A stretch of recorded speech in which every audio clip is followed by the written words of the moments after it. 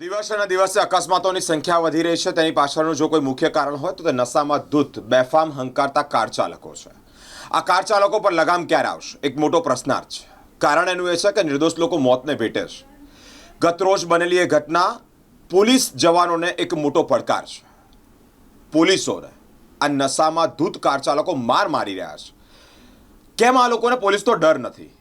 વૈભવી કાર સાથે નશામાં ધૂત આ કાર ચાલક રોંગ સાઈડ આવતા પોલીસે તેને રોક્યો.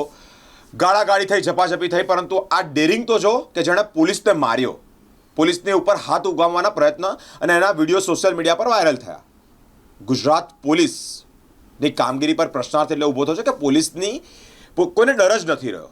તમારી પાસે પૈસા હોય, સત્તામાં કોઈક મોટા માથાનો હાથ હોય કે તેની સાથે કોન્ટેક્ટ હોય તો પોલીસ હવે તમારાથી ડરી રહી છે. તમે નશામાં હો તેનો મતલબ એ નહીં કે જેને સરકારે, ગૃહ વિભાગના અધિકારીઓએ જેને લોકો સલામત રહે તે માટેની ડ્યુટી કરવાની એક ફરજ અદા કરાવી હોય અને તેવા લોકો પર જ્યારે આવા લોકો હાથ ઉગામતા હોય તો સ્વાભાવિકપણે જનતાને તેની દયા આવતી હોય છે. આજુબાજુના જે લોકો છે તેઓએ આ વ્યક્તિને મેથી પાક ચખાડ્યો છે.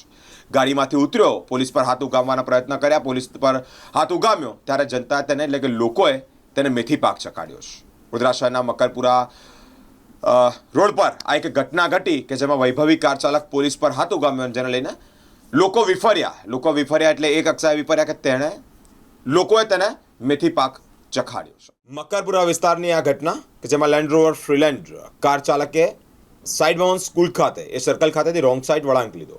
ત્યારબાદ આ કારના ચાલકે પ્રતાપનગર તરફ જતા એક બાઇકને ટક્કર મારી. પાછળ બેઠેલી યુવતીને સામાન્ય ઈજાઓ થઈ. પ્રતાપનગર તરફ જતા ટ્રાફિકમાં બાઇકને ટક્કર મારતા અથડામણમાં બાઇક પર પાછળ બેઠેલી યુવતીના પગમાં ભાગે ઈજા પણ થઈ.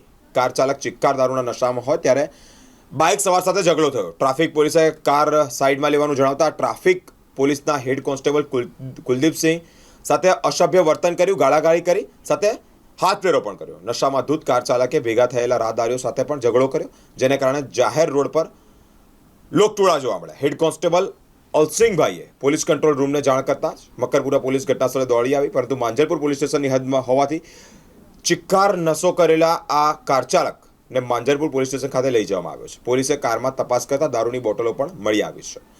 નશો કરીને કાર ચલાવતા લોકોને જાણે પોલીસ તો કોઈ પ્રકારનો ડર જ ન હોય તે પ્રમાણે બિંદાસ્ત અસભ્ય વર્તન પોલીસ સાથે કરી રહ્યા છે. અકસ્માત નોતરી રહ્યા છે. થોડા મહિના અગાઉ વૈભવી કાર ચાલક રક્ષિત ચોરસિયા દ્વારા કાલીબાગમાં ગાંજાનો નશો કરી 8 લોકોને અડફેટે લીધા. મહિલાનું પણ મોત નીપજ્યું.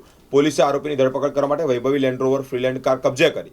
સમગ્ર મામલે એસીપી પ્રણવ કથિરિયાનું નિવેદન પોલીસે કાર કબજે કરી અને જે ચાલક છે તેની પણ અટકાયત કરી છે. પોલીસની પ્રાથમિક તપાસમાં નશામાં હોવાનું તે સામે આવ્યું છે. ગઈકાલે આશરે 11:15 વાગ્યાની આસપાસ ભવન્સ સર્કલ છે મકરપુરા પોલીસ સ્ટેશન, ત્યાં એક ગાડી ચાલક GJ6PS 4128 નંબરની ગાડી લેન્ડ રોવર કંપની ફ્રીલેન્ડર ગાડી છે અને એના ગાડી ચાલક દેવેન્દ્રસિંહ હરિસિંહ સિંધા એ વ્યક્તિએ સુસેન સર્કલ તરફથી આ ગાડી લઈને આવેલા અને ભવન સર્કલ પાસે પ્રતાપનગર બાજુ રોંગ સાઈડમાં ગાડી લીધેલ.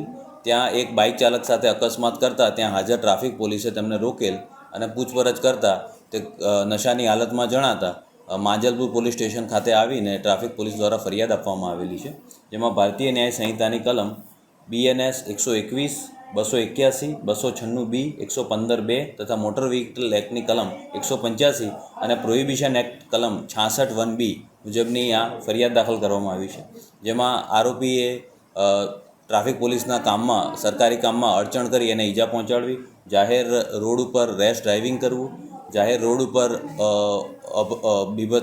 અસભ્ય વર્તન કરવું વગેરે કલમો મુજબ આ ગુનો દાખલ કરવામાં આવેલો છે. એની આરોપીની ગાડી ચેક કરતાં એમાં એક અડધી ભરેલી દારૂની બોટલ પણ મળેલી છે. જે આરોપી છે એ JDS કમ્યુનિકેશન કરીને એક GTPLની એજન્સી ચલાવે છે બ્રોડબેન્ડની, અને હાલ માંજલપુર વિસ્તારમાં સાંઈ ચોકડી ખાતે આરોપી રહે છે. આ બનાવ બાદ તાત્કાલિક આરોપીને એરેસ્ટ કરીને હાલ આગળની તપાસ પોલીસ કરી રહી છે. સર, આરોપી ક્યાંથી ક્યાં જઈ રહ્યું? સુસેન સર્કલથી જે બરોડા આપણી ડેરી છે ત્યાં અજય હોટલ ખાતે આરોપી જઈ રહ્યો છે. દારૂ ક્યાંથી લાવી? એ તપાસ હાલ કરી રહ્યા છે.